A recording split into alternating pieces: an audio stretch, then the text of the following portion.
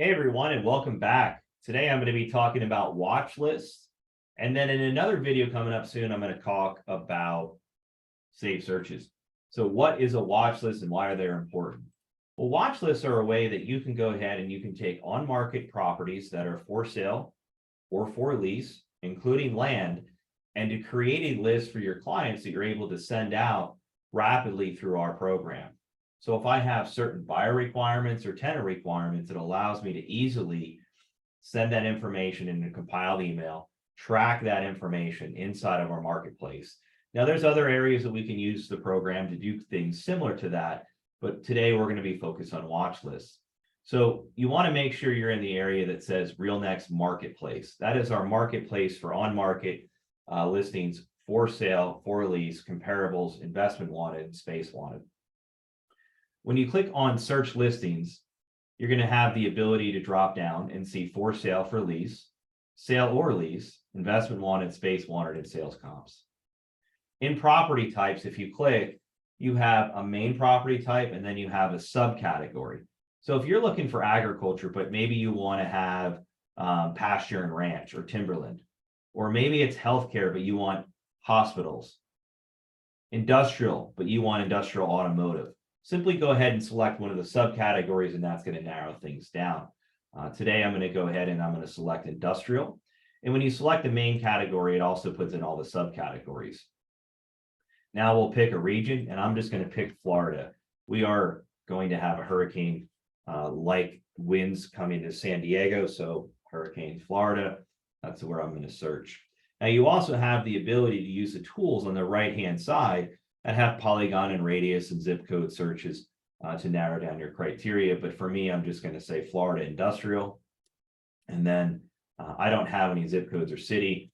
And if you want other property criteria, building size, cap rate, occupancy, dock doors, great doors, that information you can populate. The more information you put in there, the less results you will have on the right-hand side. And then down here, I'm just going to say apply. Now you also notice a button that says save. I'll get into that in one of my other videos. But right now I have 500 plus industrial buildings that are pulling up here. Now, again, I can narrow that criteria down by pulling in a radius. So if we want to narrow down that criteria for that radius, I can do so. For time sake, what I'm going to do is I'm going to come in and I'm going to select a couple of these. So you'll see a white box that you can check in the upper left-hand corner. And when you do, it says add to watch list or email. One is I can email that out to one of my clients by simply selecting email. Maybe it's something that would be of interest for them. Another thing I can do is I can start adding a couple of these here together, and I'll put some like ones in here. And I'll just come down here and select a couple. So now I'm going to go ahead and say add to watch list. And I have a tremendous amount of watch lists. Okay. And a watch list, what I typically will name is Dan's Land List or Dave Las Vegas, something that is going to relate to who that client is. So that I know what information. Maybe you're just putting together a watch list to keep track of properties that are similar to yours that you have for lease or for sale on market. You can also create a new list. So to create a new list, you simply type in the name. So Matt's watch list. And now we can create Matt's watch list. Just hit create. Now it's going to create Matt's watch list. And now we have Matt's watch list in here. Now I have a lot of watch lists because I've done quite a few videos, but if you come down here to Matt's watch list, it shows 0. If you see a number on the next to your watch list, that means how many properties you have in that watch list. You can have as many watch lists as you want, by the way. Add to watch list. So now they're in the watch list, but where do they go? So search listings, search agents, watch lists. It's going to bring up all your watch lists. Now it brought up my watch list. You can also just drag them and it will add those to the watch list as well. So we make it very easy for you to have that watch list. Now you can come back and look at that watch list anytime. If you click the 3 little dots here, what it does is it will actually allow you to print those, email them, or remove them. And you can remove them one by one, or you can remove them all. You can even rename it. What we're going to do is we're going to say select all. And then I'm going to say load list.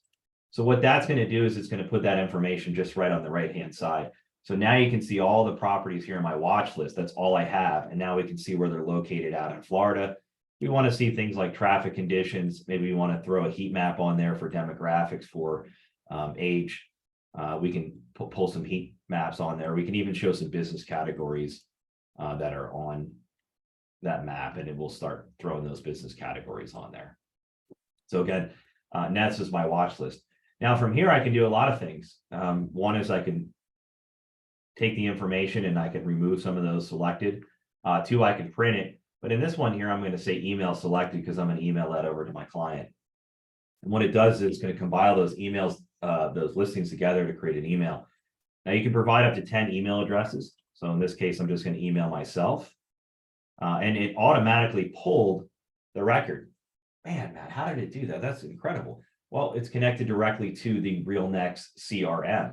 So if you're using the RealNext CRM, and I hope you are, it'll automatically pull your contacts directly from there. So Antonio Macromedia, if anybody wanted to know how to say it, and we're going to say, hey, Antonio, wanted to update you on some properties I found you might like. Check this out. And then I'm going to hit send. And now what that's going to do is it's going to send that watch list over to my client, and my client can hopefully take a look at that. You can also print that out by simply hitting the three little dots again and hit print selected.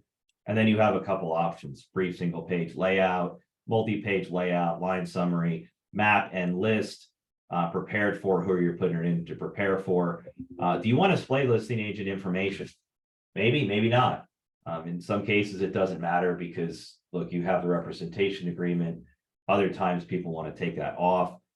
So just make sure these are unchecked, and it will not show the commissions or the agents area. And again, it's real easy to pull up and create a report. We can just create a report like that, and now it's going to print that report out.